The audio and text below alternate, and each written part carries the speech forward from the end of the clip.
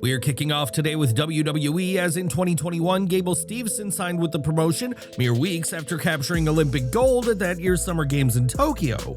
Despite high expectations for Steveson, he failed to deliver, and after just one televised match, the Olympian was cut from the company in 2024. Steveson's one TV match was a countout draw against Bishop Dyer, aka Baron Corbin, who shared on Busted Open Radio that Steveson wasn't liked by those backstage.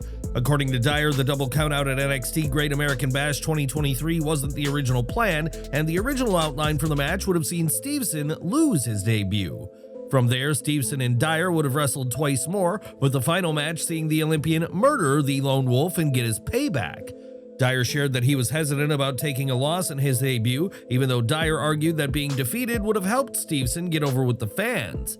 Steveson also reportedly had an attitude backstage and rubbed some people the wrong way, and according to Dyer, he lost a lot of opportunity after the result of his one match on TV. WWE clearly had big plans for Gable Steveson at one point, but it wasn't meant to be, and it appears that frustrations backstage ended his career faster than anyone had anticipated. But what do you think? Was Gable Steveson WWE's biggest missed opportunity? Do you think he should have taken the loss in his debut? Let us know your thoughts down in the comments. Now, WrestleMania 41 is officially in the history books, and while the show may not have gone as many had hoped, WWE themselves are seeing the show as a huge success. According to sports journalist Andrew Baydala, WWE officials were overwhelmingly satisfied with the show and how smoothly everything ran from a production standpoint. Not only that, but the huge crowds brought to Allegiant Stadium were seen as another win, and it's reported WWE is seeking to return to Vegas for WrestleMania in the next 3 to 5 years. The report states that WWE now sees Las Vegas as the perfect city to host WrestleMania due to the tourism power Vegas has and its ability to support large events like a WrestleMania week. This report comes after many argued that WrestleMania 41 was an underwhelming show, with many taking issue especially with the main event of Night 2 and the lack of The Rock. Whether fans loved or hated the show, WrestleMania 41 was a success from a business standpoint, and fans can expect to see more of WrestleMania in Sin City in the near future. On last week's SmackDown, Aleister Black made his return to WWE, the culmination of weeks of cryptic video packages hyping the comeback of the former NXT champion. Black attacked Miz in his return, and a match between the two has been made for this week's SmackDown, but how much longer can fans expect to see Black in the ring? Speaking during the Tom Budgen Stillness in the Void documentary, a doc about him, Black said that he has another 5 to 8 years in me and added that he feels great physically. Black also spoke about how developments in science, nutrition, and technology has allowed for athletes to compete at the very top level for far longer than one would expect in the past. While Black feels he is part of that group who is able to go far longer than before, he spoke candidly about his future, stating that the majority of my career is well past me, absolutely. At a minimum, Black will be wrestling until 2033, but there's no guarantee he'll stay that long, and we'll just have to see what comes for him as he prepares to wind down his career. What do you think should come in Black's future? Should he become a WWE World Champion now that he's returned? Let us know down in the comments section. Over to TNA Wrestling now, as the Rebellion pay-per-view saw some of the top TNA names around, but it also saw some notable names from the world of NXT. In the main event, TNA World Champion Joe Hendry defended his title against Frankie Kazarian and NXT's Ethan Page, and it was Hendry who got the win on Page to retain. As Hendry celebrated in the ring, Trick Williams appeared from out of nowhere and hit the popular Scottish wrestler with a spinning kick that knocked him off his feet. Hendry was rocked by the attack, and Williams then nailed Hendry with the trick shot, leaving the champion laid out cold to the shock of the fans. Williams picked up the TNA World title and stared at it for a moment before tossing it on Hendry's chest, but made clear that he is interested in the TNA World Championship. This comes after Hendry and Williams had a face-to-face on the latest episode of NXT, and it appears that a title match between them isn't a question of if, but when. Page and Williams weren't the only notable NXT names around, as NXT alum Indy Hartwell was also at Rebellion and was there with a huge announcement. During the show, it was revealed that Hartwell had signed with TNA as the newest member of the Knockouts division, an announcement that earned a loud reaction from the crowd.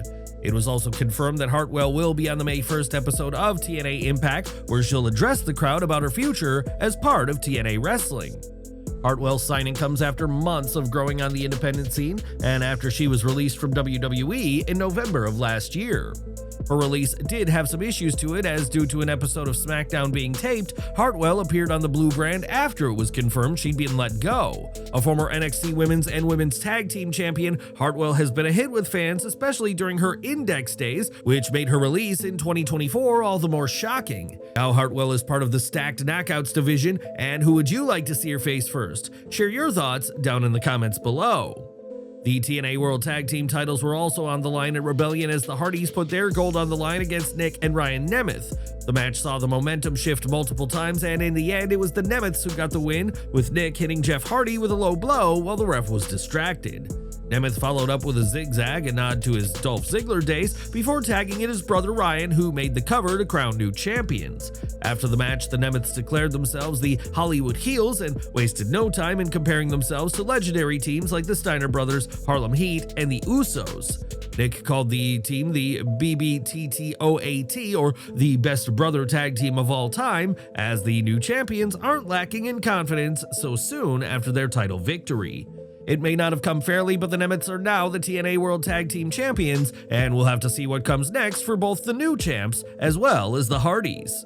For years, New Japan Pro Wrestling has worked closely with AEW, but recently a post on social media left fans speculating that there'd been a major change.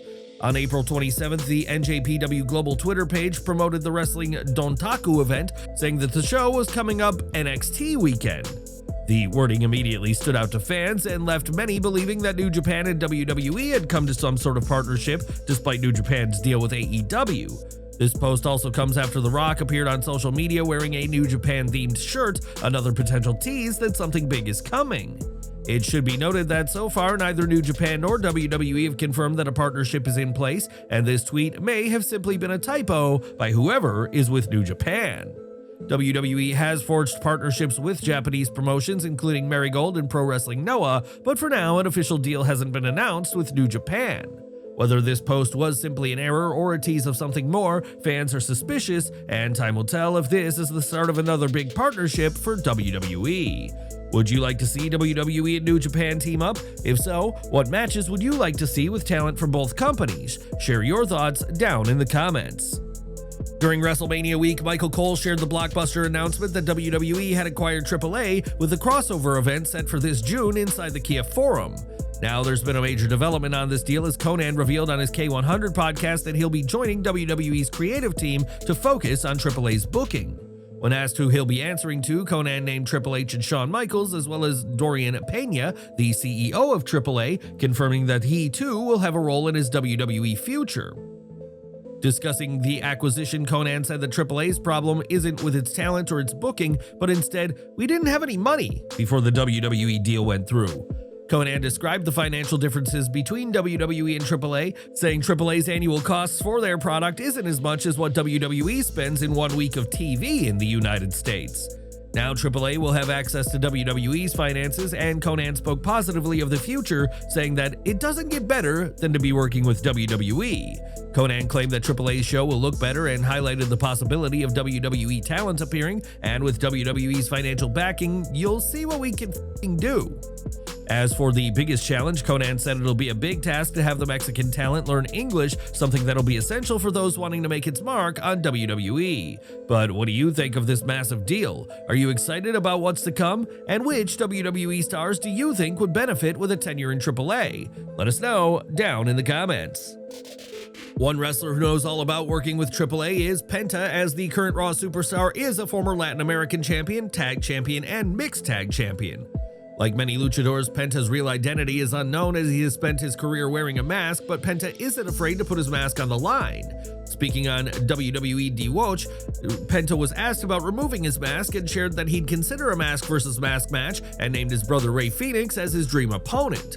As for when such a match would happen, Penta didn't know, but said that it could come in the next 10 to 15 years and said such a match was certainly possible. Penta and his brother have shared the ring in the past, both as allies and as opponents, but right now, the pair are being kept on different shows as part of WWE. It remains to be seen if the Lucha Bros ever unite as part of WWE's roster, but if they do, don't be surprised if one of the brothers ends up leaving the ring without their signature mask. Since 2019, Dustin Rhodes has been a part of AEW, but with his brother doing so well in WWE, many are hoping to see the former Gold Dust make a comeback.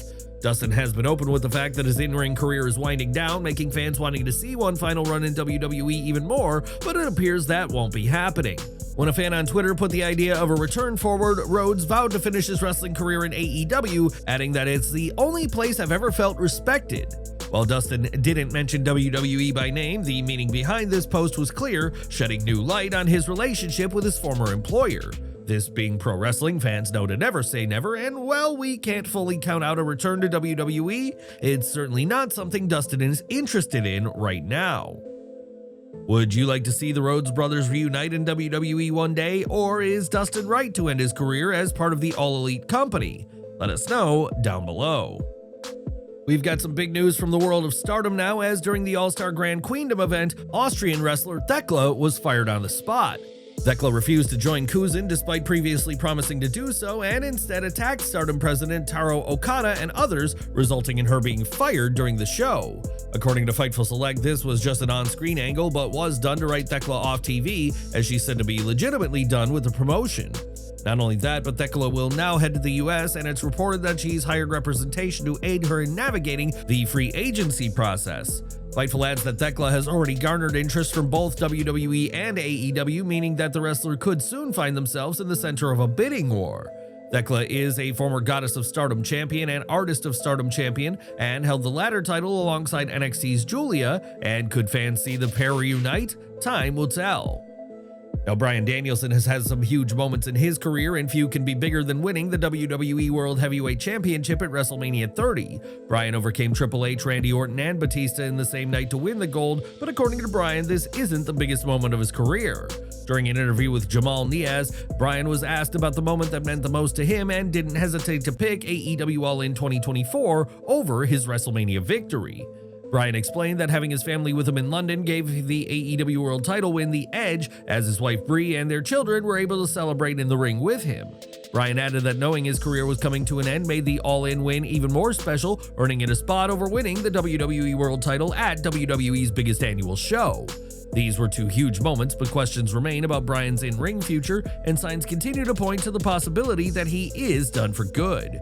In the same interview, which was done to promote this year's Forbidden Door, Bryan said that his neck is wrecked and that he wants to live comfortably with his wife and kids. Danielson said that many athletes struggle to know when to walk away, and in a huge statement said that, "I'm very satisfied with my career and I think enough is enough."